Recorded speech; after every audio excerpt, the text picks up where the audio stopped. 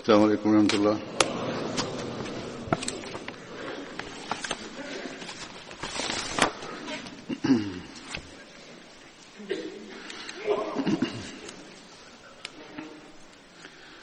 أشهد أن لا إله إلا الله وحده لا شريك له وأشهد أن محمدا عبده ورسوله أما بعد فأعوذ بالله من الشيطان الرجيم بسم الله الرحمن الرحيم الحمد لله رب العالمين الرحمن الرحيم مالك يوم الدين إياك نعبد وإياك نستعين اهدنا الصراط المستقيم صراط الذين أنعمت عليهم غير المغضوب عليهم ولا الضالين.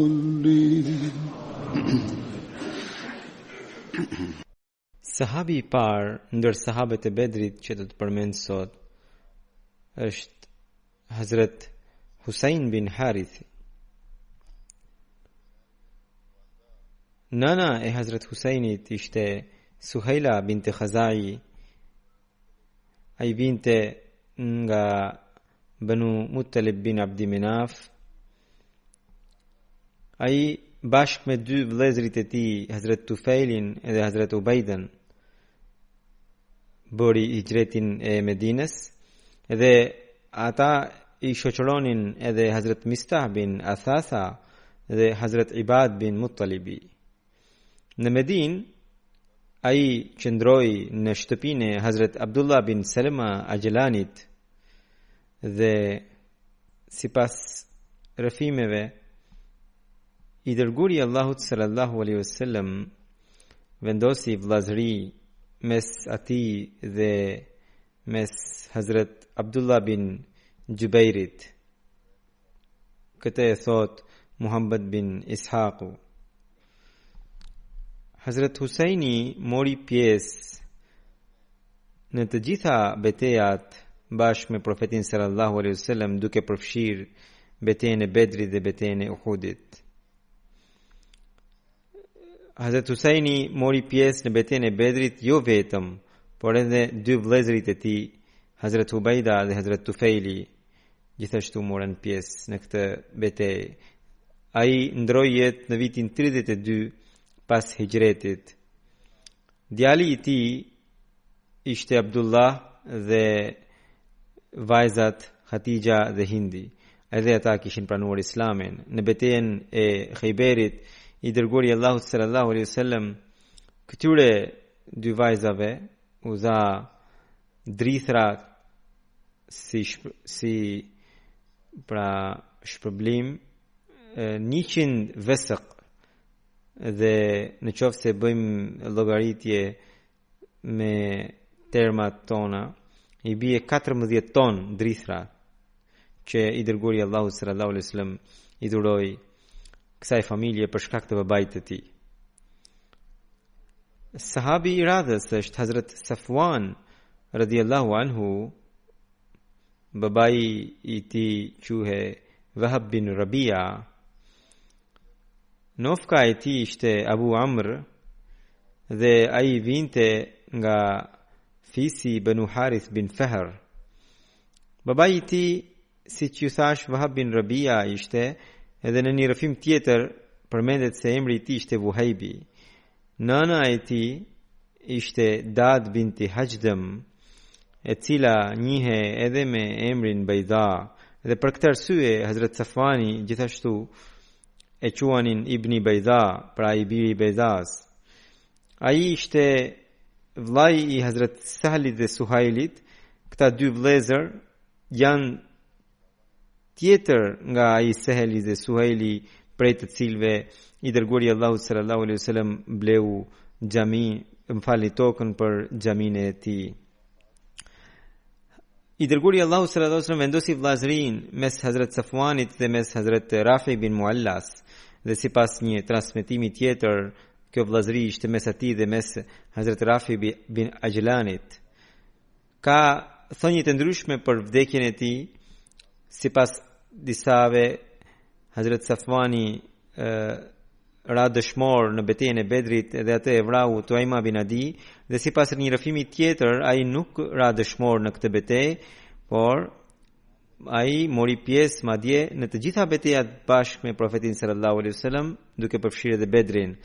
Në lidhje me Safwanin përmendet një rrëfim ku thuhet që pas betejës së Bedrit ai ishte kthyer në Mekë dhe pasi qëndroi ca kohë përsëri bëri hijret drejt Medinës, por ka edhe një rrëfim tjetër I cili thotë që ai qëndroi në Mekë derisa u çlirua Mekka. Hazrat Ibn Abbasi thotë që I dërguari Allahu sallallahu alaihi wasallam e dërgoi atë në marshimin ushtarak të Abdullah bin Jahshit drejt Abuas.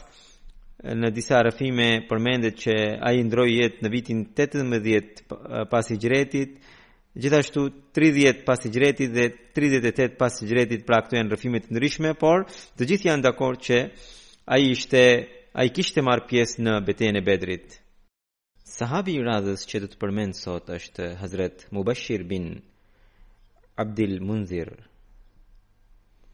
Babai I tij quhe Abdul Munzir dhe nëna e tij ishte Nasiba binti Zaid.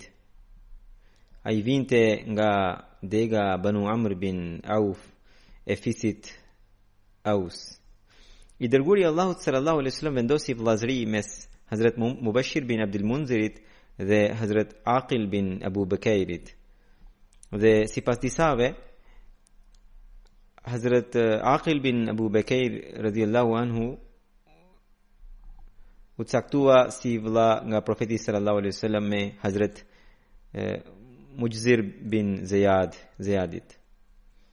Sido që të jetë, sahabi në fjalë mori pjesë në betejën e Bedrit dhe pikërisht në atë betejë ra edhe dëshmor. Hazrat Saib bin Abul Baba, I cili ishte I vëllai I Mubashirit dhe djali I Abul Babas, rëfen që I dërguari Allahu sallallahu alaihi wasallam shpërndau plaçkat që I vinin në hisen e Mubashir bin Abdul Munzirit mes Man bin Adit dhe nipërve të tij. Në kohën e hijretit, ndër muhaxhirët Hazrat Abu Salma bin Abdul Asad dhe Hazrat Amir bin Rabia dhe Hazrat Abdullah bin Jahash dhe vllai I tij Abu Ahmad bin Jahash erdhën në Quba dhe qëndruan pikërisht në shtëpinë e Hazrat Mubashir bin Abdul Munzirit. Më pas muhaxhirët her pas here vinin pikërisht tek ai. Hazrat Mubashir bin Abdul Munziri ka pasur edhe dy vëllezër të tjerë, siç u thash, Hazrat Abul Baba bin Abdul Munzir dhe Hazrat Rifa'a bin Abdul Munzir, edhe këta morën pjesë në betejën e Bedrit.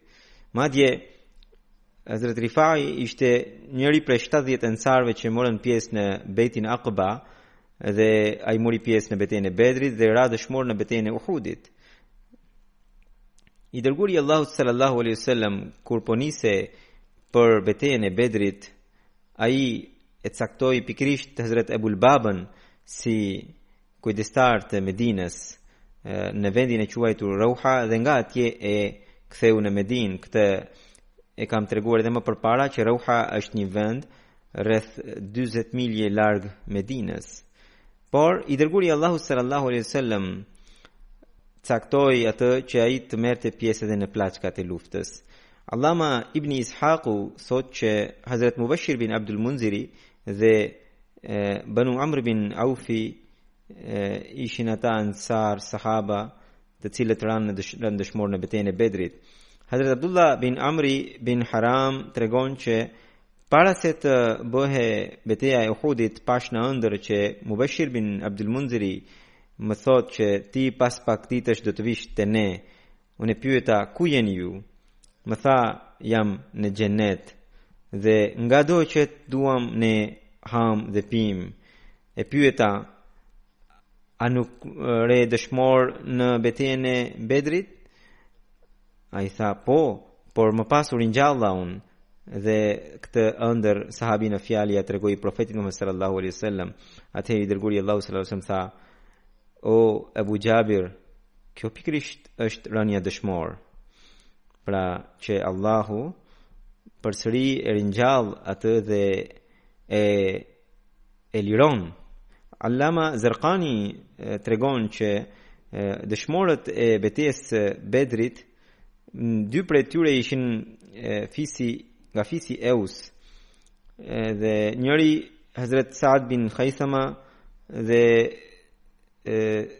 disa thonë që Tuaima bin Adi ose disa thonë që Amr bin Abdivud e martirizuan atë. Sambudi në librin e tij Wafa shkruan që sipas dietarëve të siretit, pra të biografisë së profetit, gjithë ata që u martirizuan në Bedër u varrosën atje përveç Hazrat Ubejdas, i cili do të vdiste pak më vonë dhe u varros në Safra ose në Rauha. Tabrani tregon përmes Hazrat Ibn Masudi që i dërguari Allahu sallallahu alaihi wasallam tha që sahabët e Bedrit, sahabët që ranë dëshmor në ditën e Bedrit, do të jenë mes zogjve të gjelbër në xhenet dhe do të hanë, do të pinë çfarë të duan, dhe pa pritmas Zoti do të manifestohet dhe do të thotë: o robrit e mi, çfarë doni ju? Edhe ata do t'i thonë Zotit: o Zot, a ka ndonjë gjë tjetër më të lartë se kjo? Atëherë Zoti përsëri do t'i pyes çfarë doni, dhe kështu Zoti do t'i pyes 4 herë. Atëherë ata do të thonë që o Zot, na kthej përsëri në trupat tanë në mënyrë që ne të bijem dëshmor edhe një herë në rrugën tënde. Sahabi i radhës që do të përmend sot është Hazrat Warqa bin Ayas. Ka thënie të ndryshme për emrin e tij. Disa thonë që ai ka pas emrin Vadfa e sipas disave të tjerë edhe Vadqa. Babai i tij ishte Ayas bin Amr. Ai vinte nga dega Banu Lauzan bin Ghanam e fisit Khazraj i Ansarve. Sipas Allama ibn Ishaqut, Warqa ka pasur edhe 2 vëllezër, Hazrat Rabi dhe Hazrat Amr, dhe edhe ata morën pjesë në betejën e Bedrit. Hazrat Warqa mori pjesë në të gjitha betejat bashkë me profetin sallallahu alaihi wasallam, duke përfshirë Bedrin, Uhudin dhe Khandekun.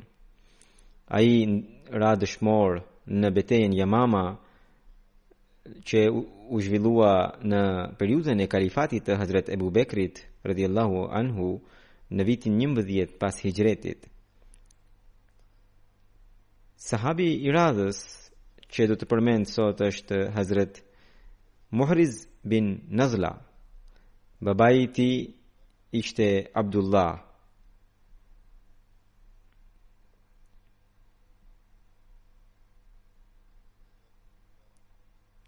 Pra Nazla bin Abdullah quhe ai, dhe sipas një thënie tjetër, babai i tij ishte Wahab. Nofka i tij ishte Abu Nazla. Ai ishte i bardhë dhe i pashëm, edhe kishte pasur edhe një titull Fuhaira. Ai njihe edhe me një emër tjetër, që pra Akhram. Ai ishte aleat me fisin Banu Abdi Shams, dhe gjithashtu edhe Abdul Ash'al pretendojnë që ai ishte aleat me të. Hazrat Muhriz ose Akhram vinte nga fisi Banu Ghanam i Mekës. I gjithë ky fis e kishte pranuar Islamin, burrat, gratë, fëmijët të gjithë mërguan në Medinë dhe ndër këta ishte edhe sahabi në fjalë, pra Muhriz bin Nazla. Waqdi thot që unë kam dëgjuar Ibrahim bin Ismailin, i cili thoshte që ditën e Sarah, e cila quhet gjithashtu quhet Ghazwa Dhi Qirad ose Ghazwa al-Ghaba, që u zhvillua në vitin 6 pas hijretit, nga shtëpia e sahabit në fjalë doli vetëm pikërisht Hazret Muhriz bin Nazla, që ishte kaluar mbi kalin i quajtur Dhul Lam'a. I dërguari Allahu sallallahu alaihi wasallam vendosi vllazëri mes Hazret Muhriz bin Nazlas dhe Hazret Ammara bin Hazmit. Ai mori pjesë në betejën e Bedrit, në betejën e Uhudit dhe në betejën e Hendekut. Salih bin Waqdi thot që Salih bin Qaysan tregon që Muhriz bin Nazla tha që kam parë në ëndër që qielli më ishte hapur derisa un kam hyrë, edhe un kalova deri në qiellin e 7 dhe mbrita te Sidratul Muntaha, dhe aty mu tha që ky është destinacioni yt. Muhriz thot që un këtë ëndër ja tregova Hazret Abu Bekrit, i cili e interpretonte bukur ëndrat. Ai tha që ky është lajmi i mirë për martirizimin tënd, edhe kështu që pas asaj një ditë ai ra dëshmor. Ditën e betejës Ghabës, ai ishte bashkë me profetin sallallahu alaihi wasallam. Kjo betejë ishte zhvilluar në vitin 6 pas hijretit. Amr bin Usman Jahshi, nga etrit e tij rëfen që Hazret Muhriz bin Nazla kur ishte në betejën e Bedrit ishte 31 ose 32 vjeç, dhe kur ra dëshmor ishte 37 ose 38 vjeç. Ngjarja e martirizimit të Hazret Muhrizit përmendet në histori. Hazret Ayas bin Salma tregon që në betejën Dhi Qard, për betejën Dhi Qard, babai im rëfen që pasi u bë ngjarja e Hudejbjes, marrëveshja e Hudejbjes, ne u nisëm për në Medinë, dhe mes nesh kishte një mal që u përkiste i dhujtarëve Benu Lihjan. I dërguari Allahu sallallahu alaihi wasallam u lut për atë i cili do të ngjitej në atë mal dhe do të shërbente si roje për profetin sallallahu alaihi wasallam dhe për sahabët, nga intrigat e idhujtarëve që jetonin përtej. Hazret Salma bin Akwa, pra rafimtari, thot që atë natë unë 2 ose 3 herë i ungjita atij mali, dhe pas saj ne kemi mbritur në Medinë. Edhe tregon me detaje ngjarjen që ndodhi në mes, që i dërguari Allahu sallallahu alaihi wasallam kishte deve ribah,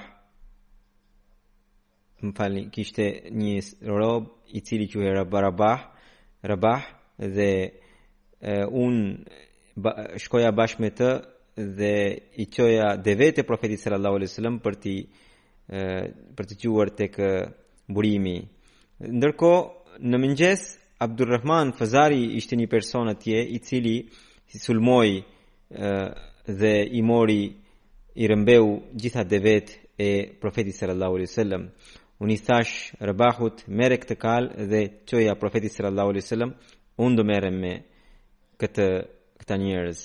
Dhe atëherë unë u ngjita në kodër dhe duke qëndruar drejt Medinës bërtita me të madhe 3 herë.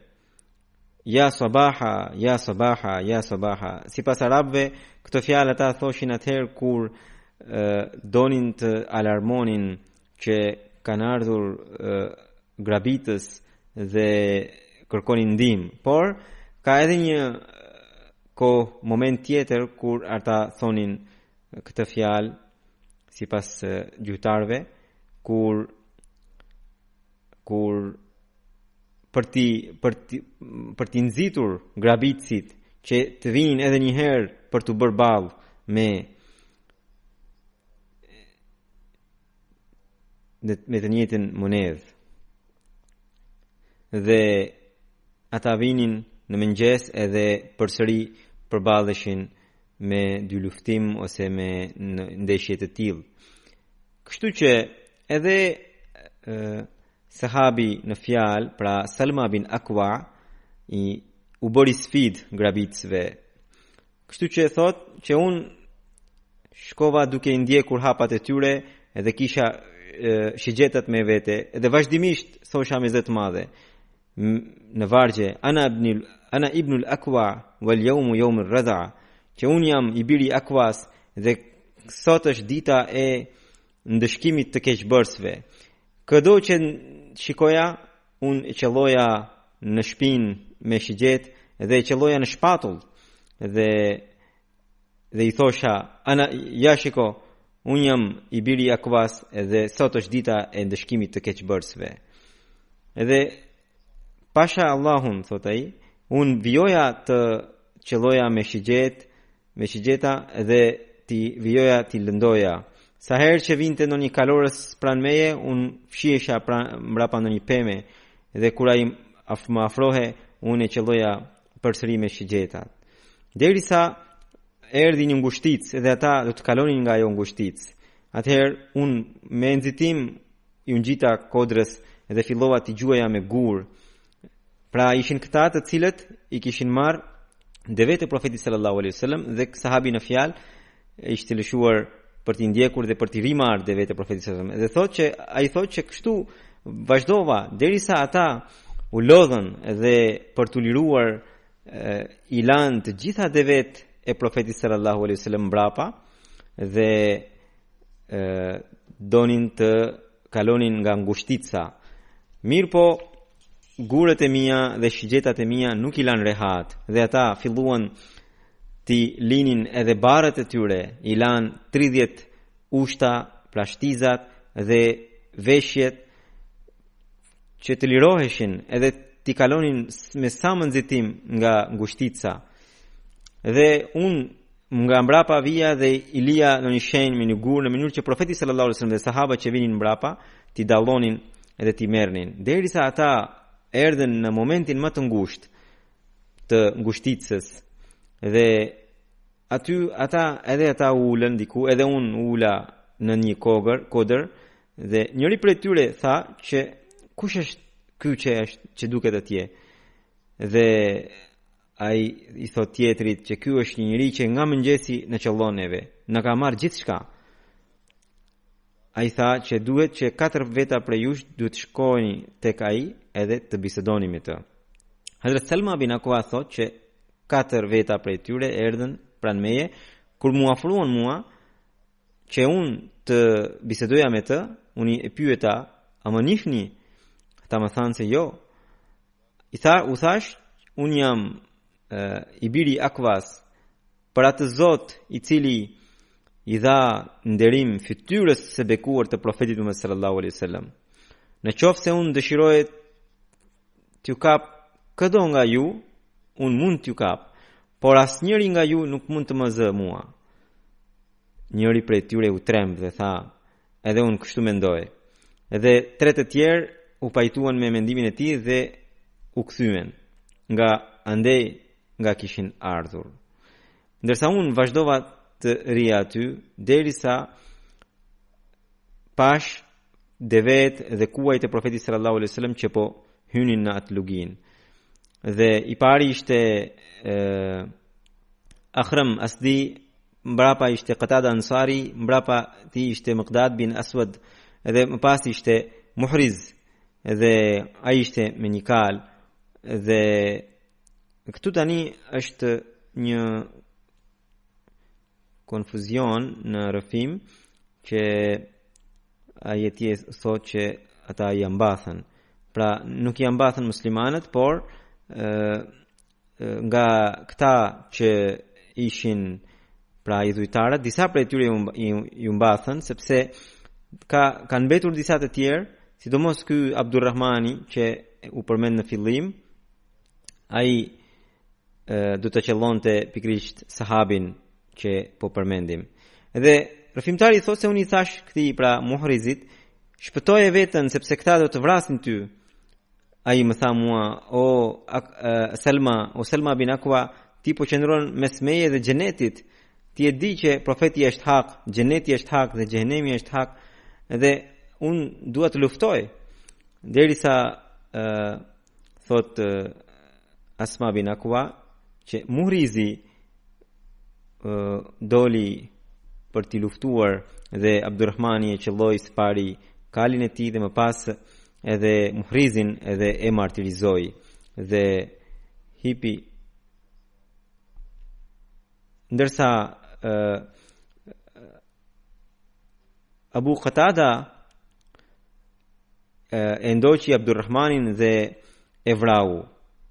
Pra e vrau vrasin e Muhrizit.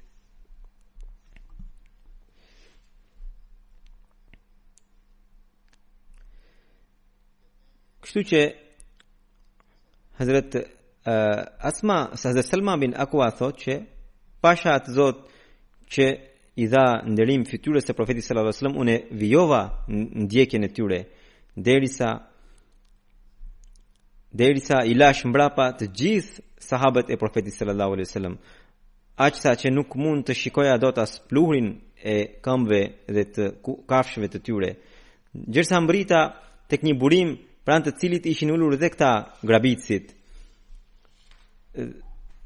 Pra këta që kishin grabitur dhe vete profetit sallam donin të pinin ujë nga ai burim, edhe kur më pan mua jam mbathën, edhe unë nuk i lash që ata të pinin qoftë një pik ujë nga ai burim. Edhe ata morën një për të kaluar në një lugin tjetër, unë përsëri i ndoqa. Dhe derisa edhe vijova ti qelloja me shigjet dhe thosha me zë të madhe që sot është, unë jam i biri i Akwas dhe sot është dita e ndëshkimit të keqbërësve.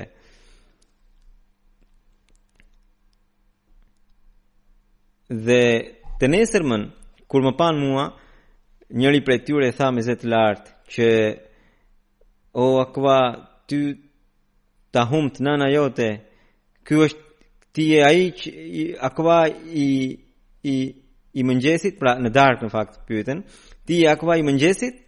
Unë thash po, unë jam Akwa i mëngjesit. Dhe atëherë ata përsëri jam mbathën. Dhe unë mora abdes nga ai ujë dhe piva ujin dhe pastaj i afrova profetit sallallahu alaihi wasallam dhe profeti sallallahu alaihi wasallam i kishte marr edhe devete veta edhe ato gjëra që kisha lënë me shenjë dhe pash që profeti sallallahu alaihi wasallam jo vetëm që i kishte marr pra devete veta, por edhe ato kafshët që i kisha marr nga idhujtarët si dënim. Dhe Bilali radhiyallahu anhu kishte therrur njërin prej atyre deveve dhe po i piqte mëlçin për profetin sallallahu alaihi wasallam në zjarr. Dhe në atë kohë i thash profetit sallallahu alaihi wasallam, o profet, më lejoni, më jepni 100 ushtar që unë t'i ndjek edhe të mos lër askën prej tyre të gjallë. Profeti sallallahu alaihi wasallam buzëqeshi me të madhe, derisa në dritën e zjarrit shikoja dhëmbët e tij. Më tha, o Selma, a mendon se do të bësh këtë gjë që ti vrasësh të gjithë ata pa mbritur në shtëpitë e tyre? I thash, po, pasha Zotin, o i dërguari i Allahut. Ata tashmë janë në kufirin e Ghatfanit edhe unë përsëri do t'i zë edhe do t'i vras të gjithë ata.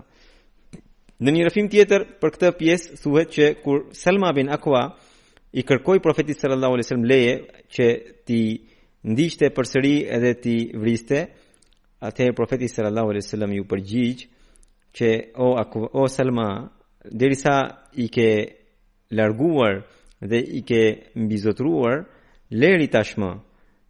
Nuk kemi synim që t'i vrasim ata. Pra, kjo është edhe mesazhi i kësaj ngjarjeje, që ata ishin grabitës, ata i grabitën muslimanëve dhe profeti sallallahu alaihi wasallam dhe vetë dhe i shqetësuan dhe më pas e martirizuan një musliman të njohur dhe plus këtu kemi shikojmë edhe trimrin e jashtëzakonshme të Salma bin Akwas, i cili në mënyrë të palodhur i ndoqi deri në fund dhe mesazhi i rëndësishëm është që profeti sallallahu alajhi wasallam kur i rimori sendet e tij, kafshët e tij, tha leri nuk kemi synim që t'i vrasim. Ky është modeli i profetit sallallahu alajhi wasallam, që ai nuk synonte që t'i vriste njerëzit, por ishte thjesht një vetmbrojtje që karakterizonin luftrat, pra që karakterizonte luftrat e tij.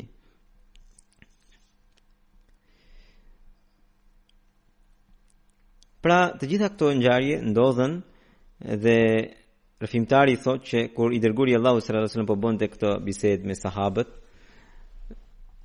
dhe në atë kohë njëri prej Beni Ghatfanit tha që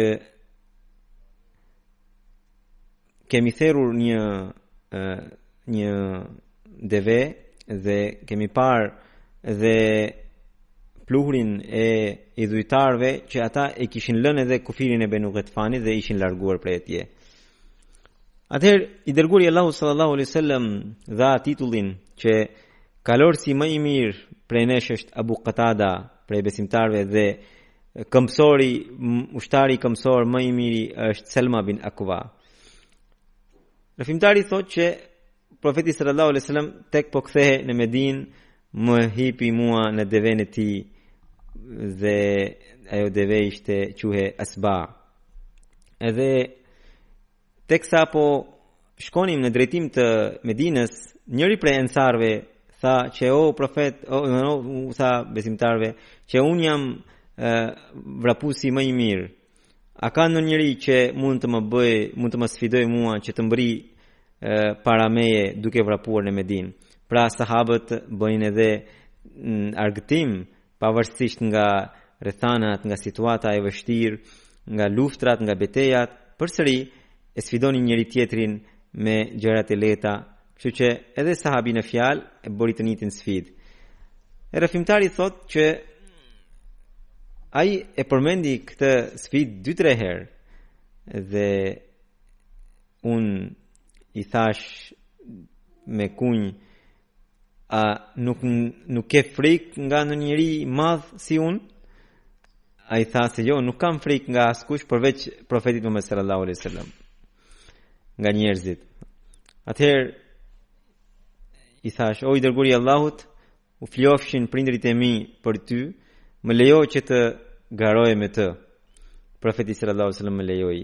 Edhe ne filluam garën e vrapit dhe unë 1 ose 2 lugina kalova bashkë me të, më pas u zbrapsa vetëm që ta ruaja energjinë dhe pa u afruar Medinës, unë përsëri e zura dhe e parakalova dhe para se ta parakaloja atë e godita në shpatull dhe thash ta kam kaluar. Ose rëfimtari thot që pra një tjetër rëfimtar thot që unë e kalova deri në Medinë edhe dola i pari. Njëri prej rëfimtarve thot që ne 3 net qëndruam atje dhe më pas i dërguari Allahu sallallahu alaihi wasallam u nis për në Khaybar. Në historinë Tabri përmenden disa detaje të tjera për këtë betejë. Asim bin Amr bin Qatada rëfen që në këtë betejë që quhet beteja Dhi Qard, kalorësi i parë që mbriti ishte Muhriz bin Nazla, pra afër armikut. Dhe Muhriz bin Nazla edhe ai thotë të njëjtën gjë, një quhe edhe Akhram edhe Qumair. Dhe thotë që kur filluan të dëgjoheshin ulërimat e kuajve të armikut,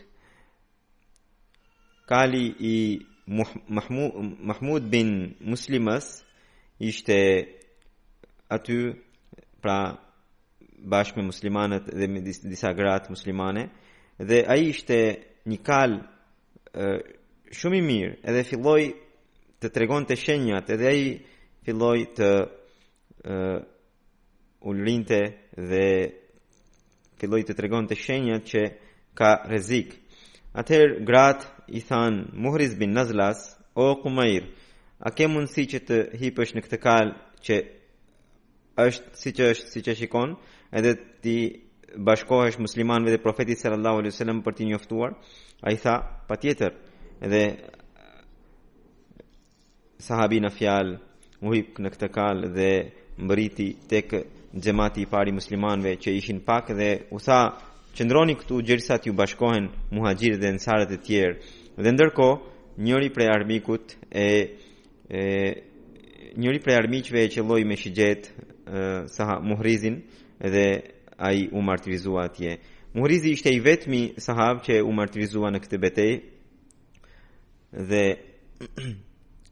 sipas një rrëfimi tjetër, Muhriz bin Muslima ishte jo në këtë kal, por në kalin e Akasha bin Muhsinit. Në kalin e Akasha bin Muhsinit. Dhe ky kal quhet Gjenah. Dhe i dërguari Allahu sallallahu alaihi wasallam kur u nis edhe mbëriti në betejën tek mali ku u zhvillua kjo betejë, atëherë edhe kur përfundoi edhe beteja, i dërguari Allahu sallallahu alaihi wasallam aty qëndroi një ditë dhe një natë.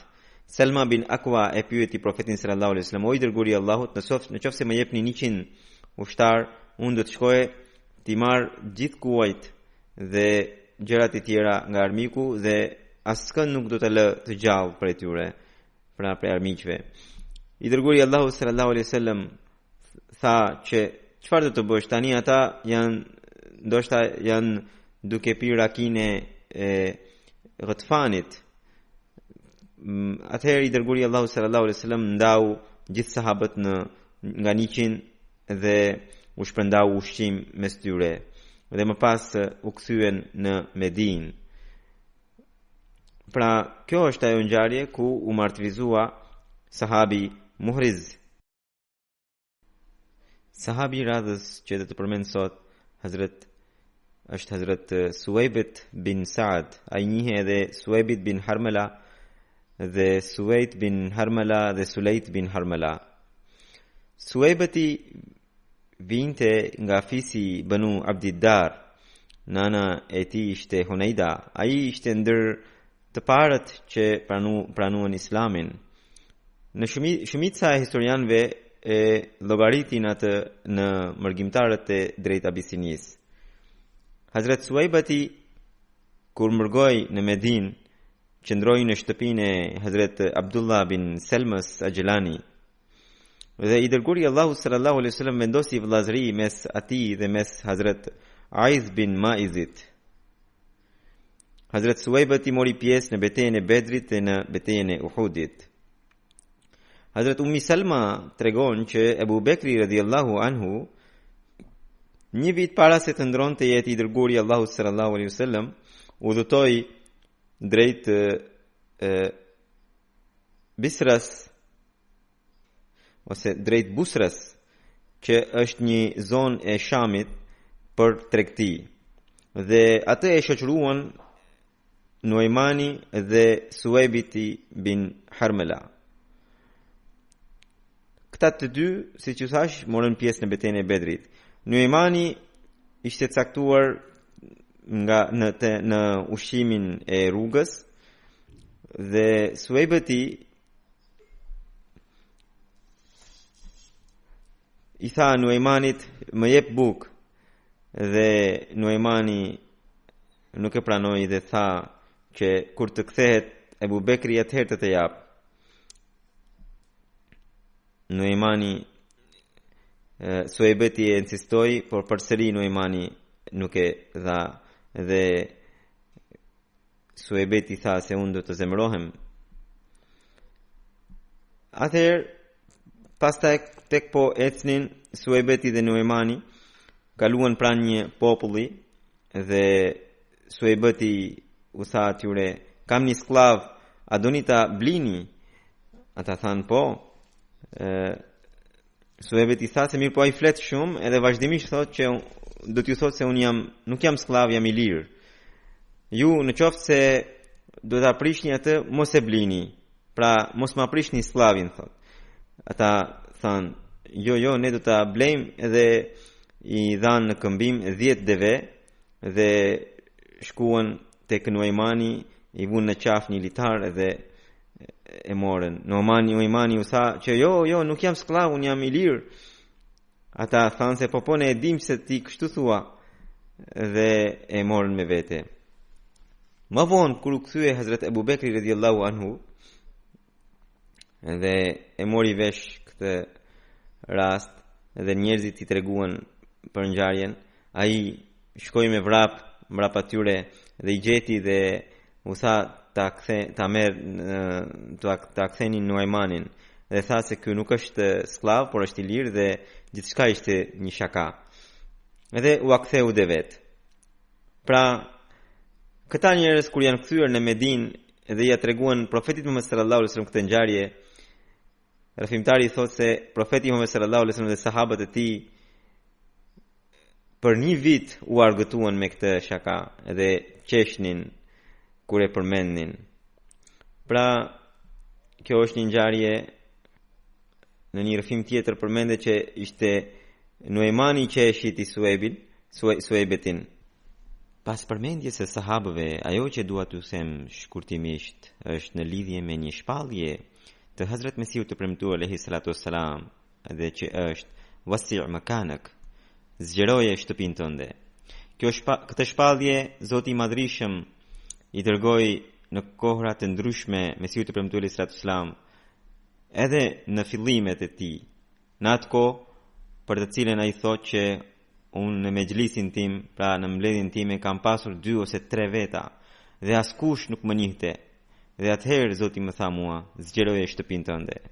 Dhe më pas në kohra të ndryshme Zoti i Madhrishëm i dërgoi këtë shpallje bashkë me shpalljet e tjera, bashkë me lajmet e mira të tjera,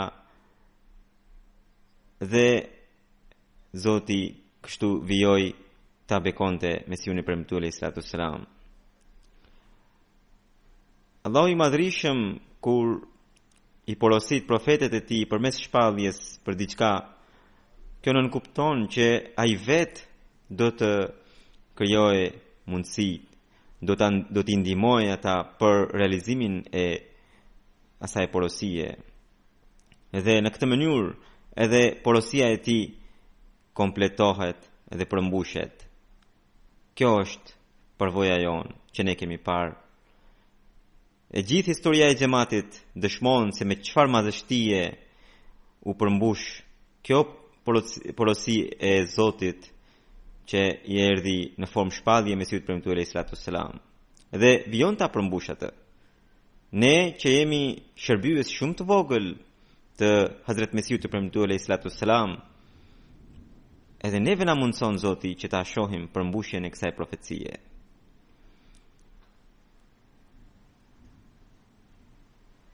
Në çfarëdo lloj çështje, çdo shpallje e Mesihut premtuar alayhi salatu wassalam që ai ka marrë prej Zotit dhe porositë e tij dhe pastaj mbështetja e tij për realizimin e atyre porosive, në të vërtetë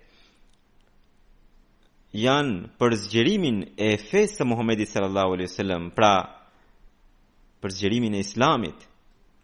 Dhe më pas, nën udhëheqjen e kalifatit, këto porosi të Zotit të Madhrishëm po vijojnë të përmbushen për ta përhapur Islamin anikën botës. Prandaj çdo hap që ne po hedhim përpara, çdo përparim që ne shikojmë, në të vërtetë është një plan i Allahut i Madhrishëm që ai e ka bërë për ta përhapur Islamin anë mban botës.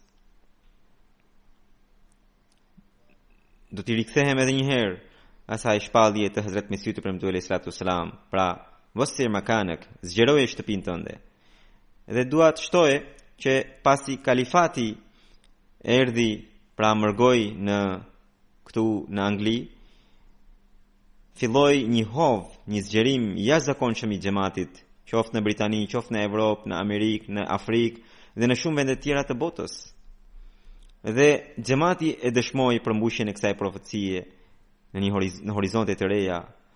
Allahu na mundsoi një vend këtu kur Hazrat Kalifi i katërt rahimahullahu taala erdhi mërgoi në Angli, menjëherë xhamatit ju desh një vend dhe Zoti atëherë tregoi manifestimin e fuqisë së tij zgjeruese dhe i mundsoi xhamatit një truall në afërsi të Londrës 101.000 metër katror dhe më pas ajo u shtua edhe me 24.000 metra katror ngjitur me atë truall. Dhe këtu për vite me radhë u bë Gjelsa Salana e Anglisë, mysafirët vinin, qëndronin dhe aty kishte edhe një vilë që u la për vendbanim të kalifit dhe kishte edhe ca zyra, kishte një tip magazin që u përdor si xhami. Mbaj mend njëherë në vitin 1985 kur erdha në Angli dhe e takova Hazrat Kalifin e katërt, ai veçanërisht mua më kishte thënë që Allahu na mundsoi një tokë që ne ta ndërtojmë kryeqendrën tonë këtu. Paka shumë këto janë fjalët e tij, po e parafrazoj, po jam i bindur dhe kam edhe dëshmi të tjera që Hazrat Kalifi i katërt rahimahullahu taala donte që pikrisht këtu të ndërtonte qendrën e xhamatit. Sidoqoftë, Allahu i madhrishëm ka lënë për çdo punë ka lënë një kohë të saktuar. Tani Allahu na mundsoi që ne ta ndërtonim një xhami në këtë tokë dhe zyrat gjithashtu janë modernizuar. Është ndërtuar një vendbanim për kalifin e kohës, disa shtëpi për misionarët dhe për në punësit e xhamatit, edhe disa shtëpi të tjera do të ndërtohen në të ardhmen. Në Londër, zyrat tona ishin në fakt në për shtëpit, edhe këto shtëpi ishin kaq të ngushta, dhomat shumë të ngushta, dhe puna po bëhe gjithnjë më e vështirë, gjithnjë më e pamundur. Sa më shumë që zgjeroheshin punët e xhamatit, këtu është ngushtuar vendi. Gjithashtu edhe komuna ose bashkia vazhdimisht na bënte vërejtje që ne shtëpit i kemi kthyer në për zyra dhe na thoshte që ti mbyllim këto zyra. Her pas here na dërgonte këtë vërejtje. Tani me ndërtimin e këtyre projekteve, 3 ose 4 zyra kryesore që këtu ishin në për shtëpi, inshallah taala do të transferohen në Islamabad, pra kalifi i katërt e quajti Islamabad. Dhe me bekimin e Zotit, pas projektit Islamabad, Zoti na mundsoi shumë shpejt një godinë 2 katëshe, të cilën sot po e përdorim si shtypshkronjë të xhamatit. Gjithashtu edhe Khudamul Ahmadiyya, pra organizata e të rinjve të xhamatit, Zoti i dha mundësi ta kësaj organizate pra të xhamatit të blinte një ndërtesë të re. Gjithashtu aty në afërsi të Islamabadit xhamati bleu një tokë tjetër akoma më të madhe, 810.000 metra katror, ku tani bëhet Gjelsa Salana. Dhe xhamia gjithashtu që ishte në Londër u transferua dhe u gjet një godinë me sisteme shumë moderne dhe shumë afër Islamabadit, dhe që është pra kjo fakulteti i xhamatit 121.000 metër katror. Të gjitha këto projekte, të gjitha këto godina janë gjetur shumë afër Islamabadit, që janë 10 ose 20 minuta me makinë. Gjithë ky është një plan i madh i Zotit Madhrishëm dhe është Zoti ai që na mundsoi këto vende në afërsi të tokës sonë, të quajtur Islamabad, edhe fakulteti i xhamatit duhet të ishte afër dhe edhe ajo u realizua. Lutuni që Allahu i Madhrishëm të gjitha këto pra bashkimin e të gjitha këtyre objekteve të xhamatit ta bekoje. Siç u thash që aty është ndërtuar tashmë vendbanim për kalifin e kohës, gjithashtu dhe zyrat. Prandaj unë në disa ditë në vijim do të transferohem nga Londra në Islamabad. Dhe lutuni që ky transferim imi edhe i xhamatit nga këtu në Islamabad të jetë i bekuar në çdo aspekt. Allahu i madhrishëm bëf që nga ky vend i quajtur Islamabad ta zgjeroje përhapjen e Islamit më shumë se përpara. Dhe shpallja Vasir Makanak zgjeroje shtëpinë tënde të mos jetë e lidhur vetëm me zgjerimin e mureve, por edhe me zgjerimin e planeve madhështore të Islamit. Dua t'ju sqaroj edhe këtë që ata Ahmedian që vinin në xhamin Fezl këtu në Londër dhe parkonin makinat, fqinjët gjithnjë ankoheshin. Prandaj në këtë tokë të re edhe aty ka ca fqinj. Gjithë ahmedianët që do të shkojnë atje nuk duhet të shkelin rregullat e qarkullimit, edhe nuk duhet të krijojnë asnjë mundësi që fqinjët të ankohen. Për sa i përket xhumas, në përgjithësi xhuman unë do ta fal në Beitul Futuh, do të vi inshallah taala çdo xhuma edhe do ta fal këtu. I thash Amir Sahibit që ai të bëj një plan, program, edhe t'i njoftoj xhamatet që sa xhamate mund të mblidhen në Islamabad për të falur namazin e xumas. Cilët janë ata që mund të vinë atje? Kemi caktuar një perimetër rreth 20 milje rreth Islamabadit dhe në qoftë se do të jenë edhe xhamate tjera jashtë këtij perimetri, kush do të jenë? Këtë Amir Sahibi do t'i njoftojë presidentet e xhamateve përkatës që ata mund të vinë edhe të falin xhuman në Islamabad. Sidoqoftë, pra siç u thash, ky njoftim do të bëhet në shumë shpejt.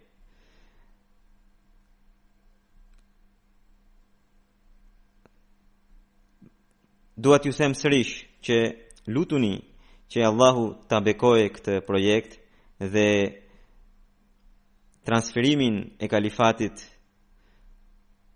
atje të bekoje në çdo aspekt.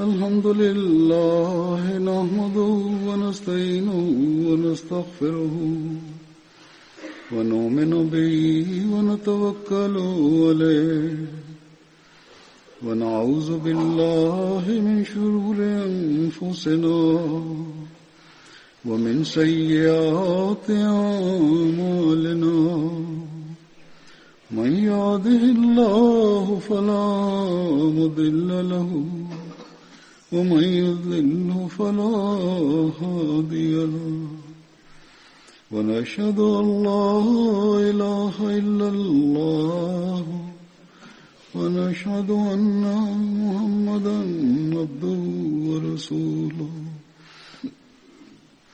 عباد الله رحمكم الله إن الله يأمر بالعدل والإحسان وإيتاء ذي القربى وينهى عن الفحشاء والمنكر والبغي يعظكم لعلكم تذكرون اذكروا الله يذكركم وادعوه يستجب لكم ولذكر الله أكبر